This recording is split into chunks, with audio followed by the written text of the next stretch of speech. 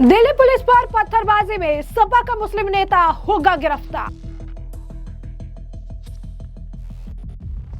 सपा सांसद मोहिबुल्लाह नदवी को पुलिस भेजेगी नोटिस। बुलडोजर टीम पर पत्थरबाजी का सपा नेता एसटी हसन ने किया समर्थन। एसटी हसन बोले, एक्शन का रिएक्शन तो होगा ही। अगर इस तरह की कार्रवाई होगी तो एक्शन का रिएक्शन तो होगा ही।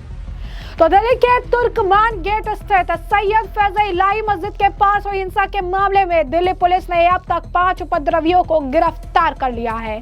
पकड़े गए आरोपितों की पहचान कासिफ, मोहम्मद कैफ, मोहम्मद अरीब, अदनान और समीर के रूप में हुई है। इन सभी पर मंगलवार और बुधवार की रात एमसीडी के अतिक्रमण हटाने की कार्रवाई के दौरान पुलिस टीम पर हमला और पत्थरबाजी करने का आरोप है। इस पूरे घटनाक्रम में समाजवादी पार्टी के सांसद मोहिबुल्लाह नदवी की भूमिका भी अब संदेह के घेरे में है।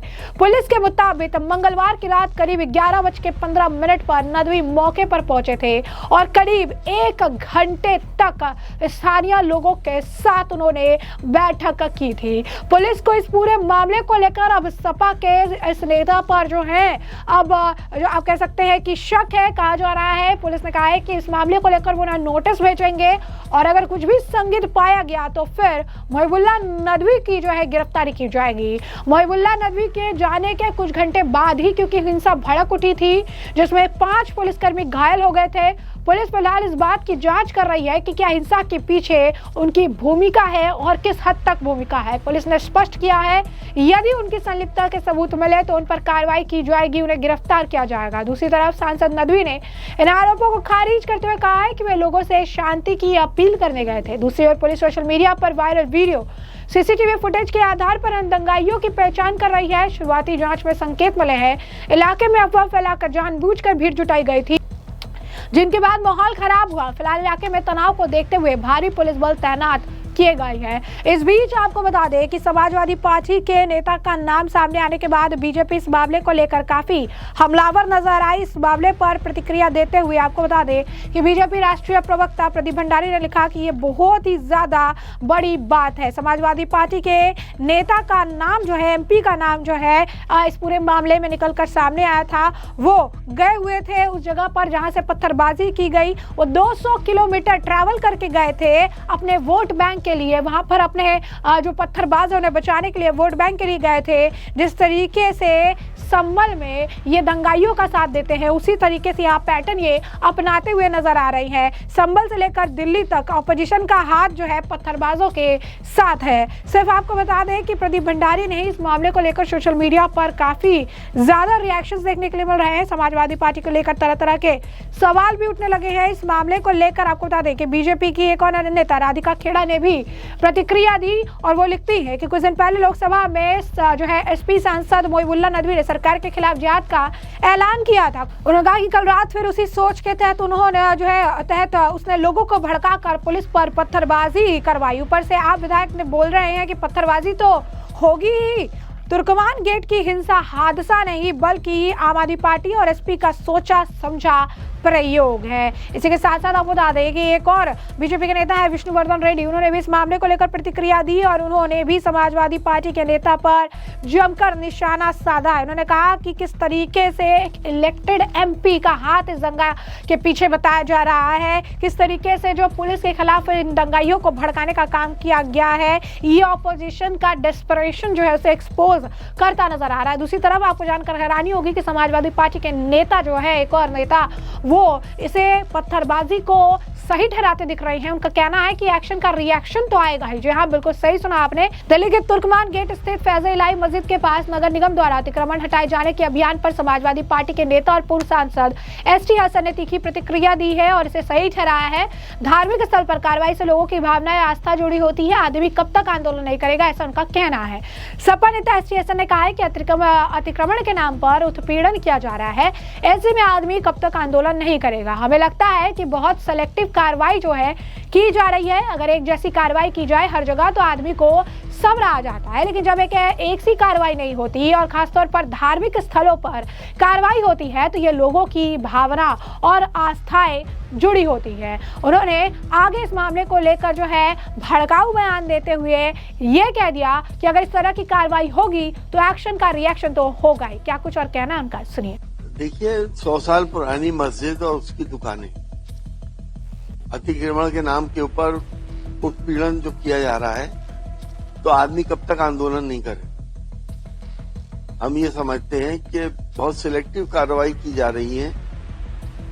अगर यूनिवर्सल हो, एक सी कार्रवाई हो हर जगह, तो आदमी को सब्र आ जाता है। लेकिन जब एक सी कार्रवाई नहीं होती है और खासतौर से धार्मिक स्थलों के ऊपर अगर इस तरह की कार्रवाइयां होती हैं जो लोगों की भावनाओं से भी जुड़े होते हैं और लोगों की आस्थाओं से भी जुड़े होते हैं, अगर इस तरह की कार्रवाई होगी तो एक्शन का रिएक्शन तो हो गई। कब तक लोग बर्दाश्त करें? कब तक इस तरह से गिराई जाएंगी मस्जिदें और मदरसे और बाकी चीजें? क्या कल को जामा मस्जिद दिल्ली का भी कोई प्रमाण तो है नहीं, कोई उनकी प्रॉपर्टी का कोई लिखित आधार तो है नहीं, वो भी अवैध होगी। उसका कोई नक्शा पास नहीं है, वो भी अवैध होगी। कल को ये जामा मस्जिद दिल्ली शाही मस्जिद को भी गिराने पहुंच जाए तो क्या इनसे क्या भरोसा है? मुस्लिम दुश्मनी में इन्होंने सारी हदें पार कर दी।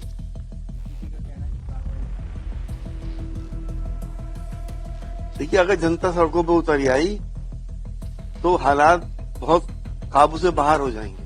उन्हें बहुत सोच समझ के और ईमानदाराना तरीके से कार्रवाई करनी चाहिए। जो जायज है बस वो करें।